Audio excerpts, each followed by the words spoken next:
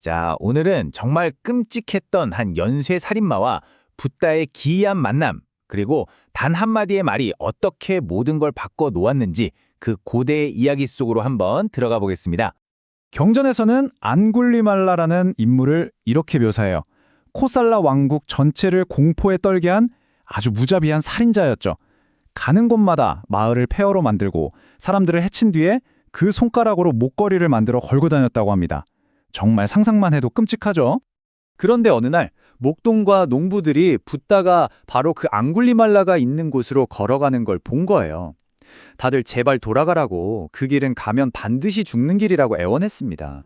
심지어 이런 경고까지 했어요. 아니, 무기를 든 장정이 10명이나 몰려가도 앙굴리말라한테 당했습니다. 그런데도 붓다는 발길을 돌리지 않았습니다. 붓다는 그저 침묵 속에서 홀로 계속 걸어갔습니다. 멀리서 이 모습을 본 앙굴리말라는 속으로 쾌재를 불렀겠죠.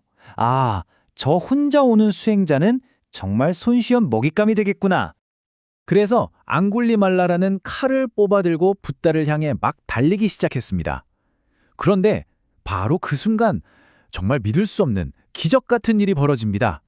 아니, 앙굴리말라가 전속력으로 달리는데도 그냥 평범한 걸음으로 걷고 있는 붓다와의 거리가 전혀 좁혀지질 않는 거예요.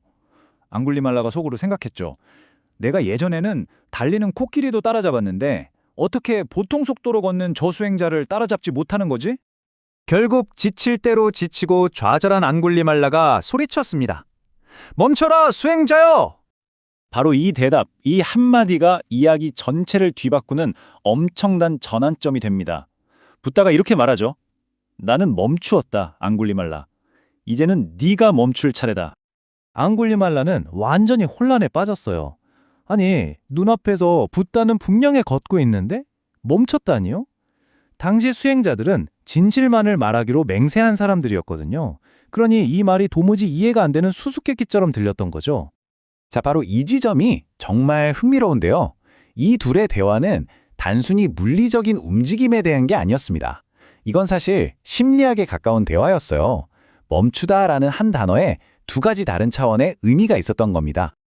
붓다가 사용한 팔리어 단어는 트토, THITO입니다. 이 단어의 뿌리, 즉 언어학적 근원인 니루띠, NIRUTTI를 파고들면 굳건하게 서다, 확립되다 라는 뜻이 나와요. 그러니까 붓다는 몸의 움직임이 아니라 마음의 상태를 말한 거예요.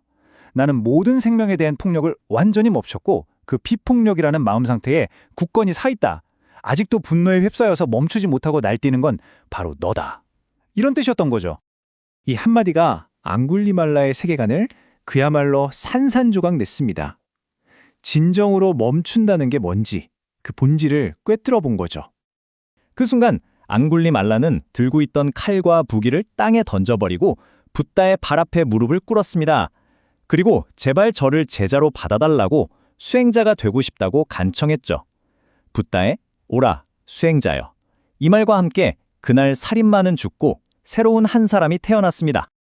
나중에 앙구리말라를 잡으러 왔던 왕이 그가 평화롭게 앉아있는 모습을 보고는 깜짝 놀라서 물었습니다. 아니, 내가 그 많은 군사와 칼로도 다스리지 못했던 저 사람을 대체 당신은 아무 무기도 없이 어떻게 다스린 것입니까? 하지만 과거가 그렇게 쉽게 사라지진 않죠. 모든 것에는 대가가 따르는 법이니까요. 수행자가 된 앙굴리말라에게도 과거 자신이 저지른 행동의 결과가 찾아왔습니다. 그가 탁발을 하러 마을에 내려가면 사람들은 그를 알아보고 돌멩이를 던지고 막대기로 때리고 깨진 그릇 조각 같은 걸 던졌습니다. 매일같이 피를 흘리고 밥그릇은 깨진 채로 돌아와야 했죠. 붓다는 그런 그에게 이 고통의 의미를 설명해 줬습니다. 그 모든 것을 견뎌내라. 네가 지은 업을 생각하면 수천 년 동안 지옥에서 고통받아도 모자라지만 그 업의 결과를 지금 이 생에서 몸으로 겪으며 씻어내고 있는 것이다. 라고요. 앙굴리말라는 이 모든 걸 묵묵히 감내했고 마침내 완전한 깨달음을 얻게 됩니다. 한때 피로 손을 물들였던 그는 이제 그 누구에게도 해를 끼치지 않는 존재로 다시 태어난 거죠. 훗날 그는 자신의 이 엄청난 변화를 아름다운 시로 남겼습니다. 마치 짙은 구름 뒤에서 마침내 벗어난 달처럼 어두웠던 과거의 자신으로부터 벗어나 세상을 밝히게 되었다고 노래했죠. 결국 이 이야기가 우리에게 던지는 메시지는 아주 명확합니다. 진짜 안정이라는 건 물리적으로 멈춰있는 상태가 아니라 흔들리지 않는 마음의 상태에 굳건히 서는 것이라는 거죠. 자, 그렇다면 여러분에게 굳건히 선다는 건 과연 어떤 의미일까요?